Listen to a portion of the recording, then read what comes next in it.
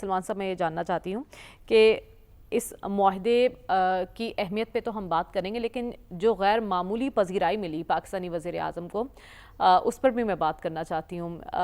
کتنا اہم تھا یہ معاہدہ اور ہونا کتنا ضروری تھا اور اس کی ضرورت کیوں پیش آئی؟ دیکھیں بات یہ کہ وہ ایک سورہ بقرہ کی ایک آیت ہے کہ واللہ یعلم وانتم، کہ اللہ بہتر جانتا ہے جو تم نہیں جانتے۔ آپ یہ پچھلے چند ماہ کے اندر دیکھیں کہ کچھ ایسے شر ہیں جس میں سے خیر نکلی ہے۔ کہ پہلگام واقعہ تھا تو پاکستان کو پھنسانے کے لیے، لیکن آپ ذرا حالت زار دیکھ لیں اس لیے اس وقت نریندر مودی صاحب کی اور ان کے بھارت کی، اور یہ قطر پہ اسرائیلی حملہ بھی ایک بڑا شر تھا۔ دراصل یہ ایک میسج تھا عرب ممالک کے لیے، اور اسرائیل جو ہے وہ اپنی ایک بدماشی پہ، اپنی ایک درمی پہ قائم تھا، اور وہ یہ ثابت کرنے کی کوشش کرتا تھا کہ وہ کسی کا پابند نہیں۔ اگر کہا جائے کہ قطر پر حملہ ویک اپ کال ہے اہل عرب کے لیے تو یہ غلط نہ ہوگا۔ اور اس ساری جو میں نے دو واقعات بتائے ہیں، اس دو واقعات میں دیکھیں کہ پاکستان کا ایک بڑا رول سامنے آیا ہے۔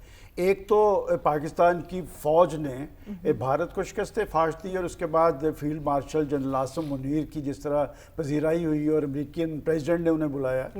اور پھر آ جائیں اس واقعے پہ، دیکھیں آپ نے کہا کہ استقبال، اس سے زیادہ میرا خیال میں نے تو نہیں دیکھا کہ کسی پاکستانی حکمران کا اس طرح استقبال ہو کہ پرائم منسٹر صاحب کا جہاز جب سعودی فضا میں داخل ہوا تو 15 جہاز F-15 جو ہے وہ پروٹوکول کر رہے تھے، اور اس کے بعد جب وہ وہاں پہنچتے ہیں خود ولی عہد انہیں ریسیو کرتے ہیں۔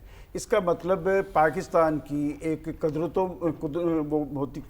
و منزلت ہے، اس کا انہیں احساس ہوا ہے۔ اور کیوں ہوا ہے؟ اس سے 2 روز پہلے، یہ 72 گھنٹے میں دوسری ملاقات تھی پرائم منسٹر شہباز شریف صاحب کی ولی عہد سے۔ اس سے پہلے انہوں نے قطر میں جو کانفرنس تھی، میں سمجھتا ہوں سب سے اہم جو بات ہے وہ ان کا خطاب ہے، جس میں انہوں نے عالم عرب کو یہ بات باور کروائی ہے کہ جو اس نے حرکت کی ہے، اس حرکت پہ اس کو جواب دہ بنانا ہے، اس کو ذمہ دار ٹھہرانا ہے، اور سلامتی کونسل کی جو اس کی رکنیت ہے اس پہ زور تھا کہ وہ معطل ہونی چاہیے۔ اچھا، آپ کو لگتا ہے کہ قطر کانفرنس کے بعد یہ فیصلہ ہوا یا اس معاہدے پر ہم بہت پہلے سے کام کر رہے تھے؟ یہ چیز چل رہی تھی، یہ بہت پہلے سے چل رہی تھی، اور جب آپ سعودیہ کے ساتھ تعلقات کی بات کرتے ہیں تو یہ ہمارے کچھ نئے تعلقات نہیں ہیں، بہت پرانے سے چل رہے۔ اور ایک چیز شاید لوگوں کو نہیں پتا کہ اس سے پہلے ہمارا دفاعی معاہدہ بھی ان کے ساتھ، اور حرمین شریفین کی جب بات کی جاتی ہے تو آپ کو یاد ہے 1979 میں حرم پاک میں باغی داخل ہو گئے تھے، جنرل ضیاء الحق کا دور تھا، تو پاکستانی فوج وہاں پر گئی تھی، اور پاکستانی فوج نے وہ جو 600 باغی تھے وہ پکڑ کے سعودیہ کے حوالے کیے تھے، اور فوج وہاں پر ہماری موجود ہوتی ہے۔ اب بات یہ کہ اصل یہ ہے کہ کیا یہ معاہدہ یہاں تک محدود رہے گا؟ اس میں کوئی شک نہیں کہ اس معاہدے کے اثرات اس خطے پہ بھی ہیں اور 7 سمندر پار بھی ہیں، اور اس ساری صورتحال کو اس خطے میں، ان اثرات کو تو ہم ڈسکس کریں گے، لیکن اس سے پہلے میں جاننا چاہتی ہوں کیا اس معاہدے میں دیگر ممالک بھی شامل ہو سکتے ہیں؟ چلیں یہ میں آپ کو اسے خبر کہہ لیں کہ یہ معاملہ یہاں تک نہیں رکے گا۔ یہ خلیج کونسل جو ہے جس میں 6 اراکین ہیں، جس کے سعودی عرب ہیں، قطر ہیں، بحرین ہیں، عمان ہیں، UAE ہیں، یہ معاہدہ مجھے وہاں تک وسیع تر ہوتا نظر آ رہا ہے جو خلیج کونسل کے 6 اراکین ہیں۔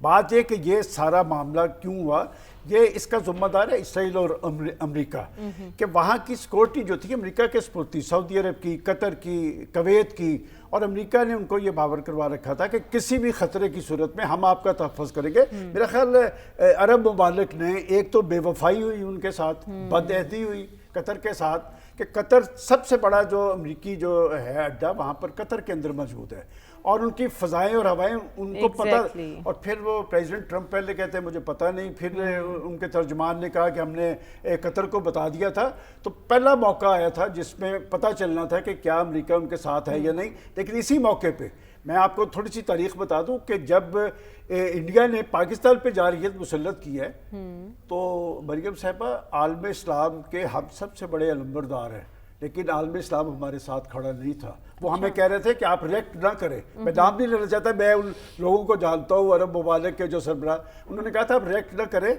چین تھا، ترکیہ تھا اور آذربائیجان تھا، یہ ہمارے ساتھ عملاً کھڑے نظر آئے، لیکن پاکستان کے پرائم منسٹر نے سب سے پہلے جانے والا پاکستان کا پرائم منسٹر تھا. امیر قطر کو جا کے کہا کہ ہم غیر مشروع طور پہ آپ کے ساتھ ہیں, اور میں سمجھتا ہوں کہ شہباز شریف صاحب کا یہ بہت بڑا کریڈٹ ہے, یہ تاریخ میں اچھے الفاظ میں لکھا جائے گا کہ اس سے پہلے ان کے بھائی صاحب پاکستان کو نیوکلیئر طاقت بنانے میں ان کا رول تھا, لیکن میں سمجھتا ہوں کہ آنے والے وقت کے اندر پاکستان کو معاشی طاقت اگر بنے گا تو اس کا بڑا کریڈٹ جو ہوگا وہ شہباز شریف ٹھیک ہے. سلمان صاحب, سب سے پہلے تو مجھے بتائیے کہ بھارت کیوں اتنا تل ملا رہا ہے اس معاہدے پر؟ آپ کے خیال میں اور کس کو تل ملانا چاہیے؟ دیکھیں وہ ایک سائنسی اصول ہے کہ جب چیزیں اپنی بنیاد سے اکھڑتی ہیں نا پھر وہ لڑکتی رہتی ہیں جب تک وہ اپنے منطقی انجام تک نہ پہنچ جائیں.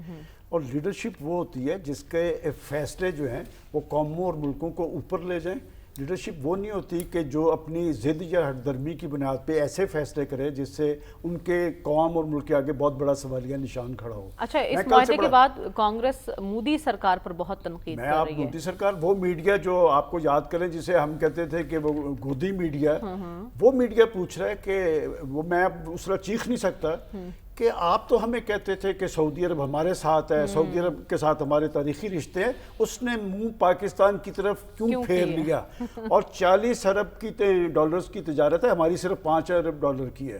بات یہ کہ جب آپ کی نیت درست نہیں ہوگی, جب بدنیتی کی بنیاد پہ آپ فیصلہ کریں گے اور چڑھ دوڑنے کا عمل, پہلے اس لیے کہا نا شر میں سے خیر, اس شخص نے آج ہندوستان کو جہاں لا کر کھڑا کر دیا ہے. آپ دیکھیں کہ پہلے تو میڈیا نہیں بول رہا تھا, اب ان کے آرٹیکلز پڑھ کے دیکھ لیں کہ اس شخص کی وجہ سے یہ جو شائننگ انڈیا کے نام پہ آیا تھا, یہ انڈیا کو اس کے انجام پہ پہنچا رہا ہے. کیوں پہنچا رہا ہے؟ انتہا پسند سوچ ہے, شدت پسند سوچ ہے, اور وہی میڈیا اب اس کے آگے بہت بڑا سوالیہ نشان کھڑا کر رہا ہے. باقی آپ دیکھ لیں کہ پاکستان کی ایک علاقائی اور عالمی حیثیت بڑی ہے, اور اس پہ کوئی دو راہ نہیں ہے. میں سمجھتا ہوں پاکستان میں اس پارٹی کے سیاسی مخالفین بھی انہیں اپریشیٹ کرتے نظر آ رہے ہیں. پرائم منسٹر کو بھی اپریشیٹ کیا ہے, تحریک انصاف کے میں نے لوگوں کو دیکھا ہے, خود فیلڈ مارشل عاصم منیر کو کیا ہے. یہ قسمت, یہ جو عزت ہوتی ہے من جانب اللہ ہوتی ہے, اسے آپ روک نہیں سکتے. میرے کہنے سے یا کسی کے نہ کہنے سے یہ نہیں ہوتا کہ جی آپ کا اس کا کریڈٹ چھین لیں گے. میں سمجھتا ہوں پاکستان کو اور پاکستانیوں کو بہت بڑی عزت ملی ہے. اور ایک بات آپ دیکھیں کہ یہ جو مؤثر معیشت اور مضبوط دفاع کا ایک حسین امتزاج ہے, آپ اس کے ساتھ آنے والے وقت کے اندر دیکھیں.